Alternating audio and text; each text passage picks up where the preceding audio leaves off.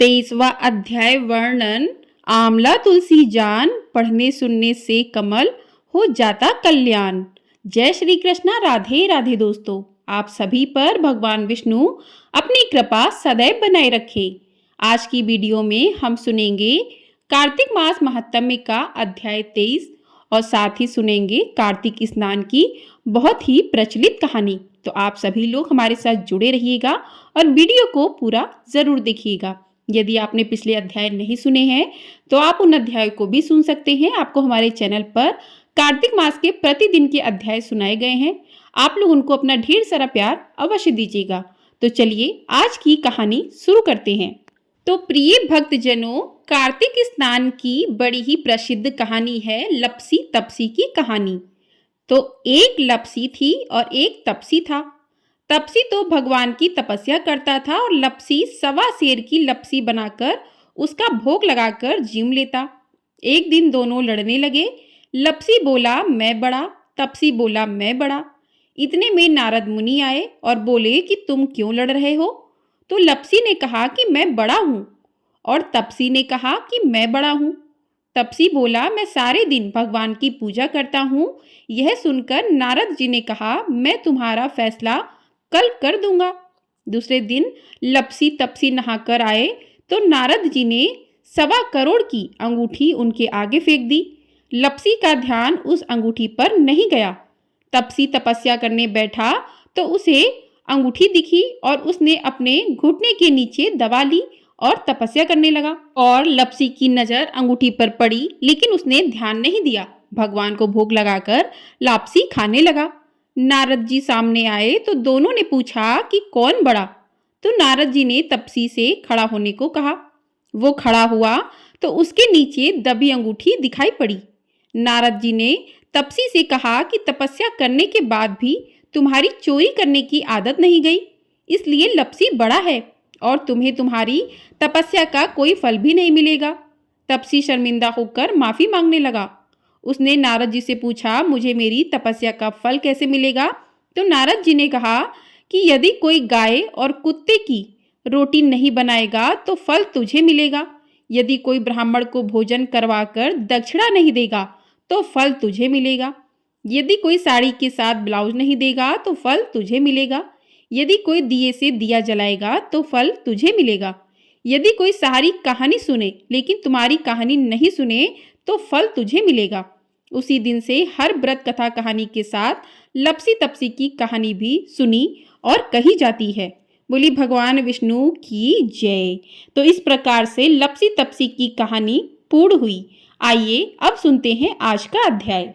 आज के अध्याय में नारद जी बोले कि हे राजन, यही कारण है कि कार्तिक मास के व्रत उद्यापन में तुलसी की जड़ में भगवान विष्णु की पूजा की जाती है। तुलसी भगवान विष्णु को अधिक प्रीति प्रदान करने वाली मानी गई है। राजन, जिसके घर में तुलसी वन है वह घर तीर्थ स्वरूप है। वहां यमराज के दूत भी नहीं आते।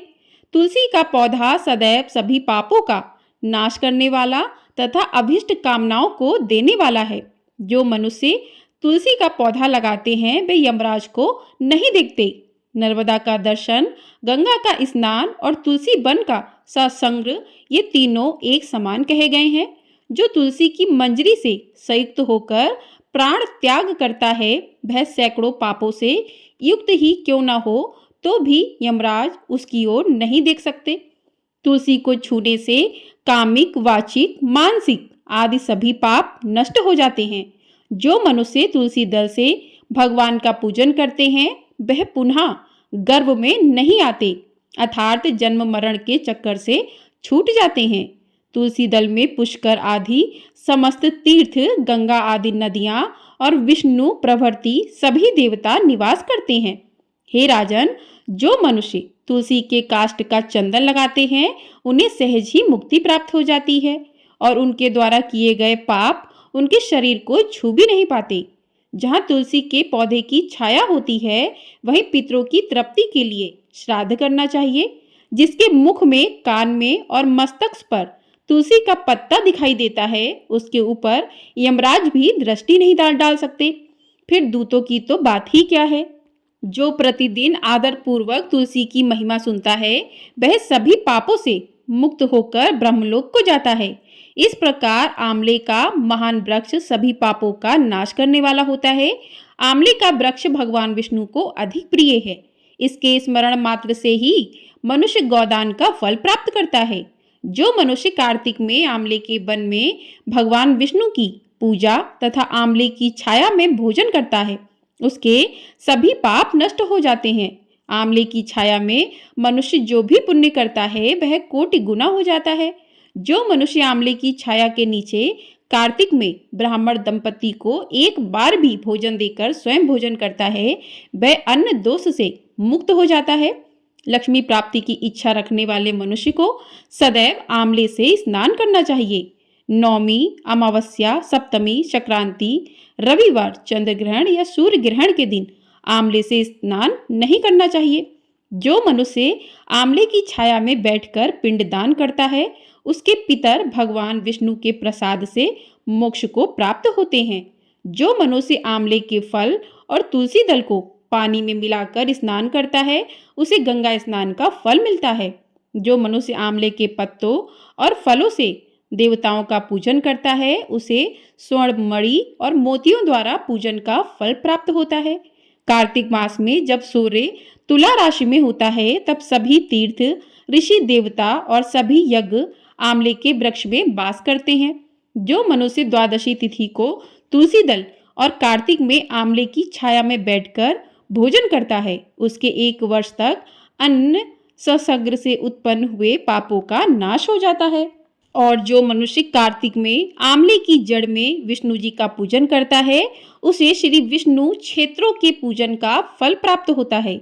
आंवले और तुलसी की महत्ता का वर्णन करने में श्री ब्रह्मा जी भी समर्थ नहीं है। इसलिए धात्री और तुलसी जी की जन्म कथा सुनने से मनुष्य अपने वंश सहित भक्ति को पाता है। बोली भगवान विष्णु की जय, बोली तुलसी मैया की जय। तो इस प्रकार से आज का अध्याय पूर्ण हुआ। आइए अब करते हैं तुलसी मैया की आरती। जय जय तुलसी माता, जय जय तुलसी माता, सब जग की सुखदाता, सबकी वरदाता। जय जय तुलसी माता, सब योगों के ऊपर, सब रोगों के ऊपर, रुज से रक्षा करके भवत्राता। जय जय तुलसी माता, बटुपुत्री है श्यामा, सुरवल्ली है ग्राम्या, विष्णु प्रिय जो तुमको सेवे, विष्णु प्रिय जो तुमको सेवे, सो नर तर जाता। जय जय तुलसी माता, हरि के शीश विराजत, त्रिभुवन से हो वंदित, पतित जनों की तारणी विख्याता। जय जय तुलसी माता, लेकर जन्म विजन में आई देव भवन में, मानव लोक तुम्ही से सुख संपत्ति पाता। जय जय तुलसी माता, हरि को तुम अति प्यारी, श्याम वर्ण तुम्हारी, प्रेम अजब है उनका, तुमसे कैसा नाता। जय जय तुलसी माता, जय जय तुलसी माता, सब जग की सुखदाता, सबकी वरदाता। जय जय तुलसी माता, बोली तुलसी माता की जय, बोली भगवान विष्णु की जय, बोली लक्ष्मी माता की जय। तो इस प्रकार से आज की कथा, अध्याय और तुलसी मैया की आरती पूर्ण हुई। आपको यदि ये वीडियो पसंद आई है तो वीडियो को लाइक अवश्य कर लीजिएगा। चैनल पर नए हैं तो चैनल को सब्सक्राइब कर लीजिएगा। आप लोग जब वीडियो को लाइक करते हैं तो उससे प्रोत्साहन मिलता है और लगता है कि आप लोगों को हमारी वीडियो पसंद आ रही है। तो एक माध्यम है लाइक करने का वीडियो को, और कमेंट करके आप लोग ज़रूर बताइएगा कि आप लोगों को ये कथा कैसी लगी, पसंद आई हो तब कमेंट बॉक्स में तुलसी मैया की जय अवश्य लिखिएगा। आपको हमारे चैनल पर कार्तिक मास महात्म्य के अध्याय प्रतिदिन सुनाए जा रहे हैं, तो आप लोग उनको अगर सुनना चाहते हैं तो सुन सकते हैं और आपको आने वाले सभी व्रत त्योहारों की कथाएं हमारे चैनल पर सुनाई जाएंगी, तो आप लोग उन्हें भी अवश्य सुनिएगा। जय श्री कृष्णा, राधे राधे दोस्तों।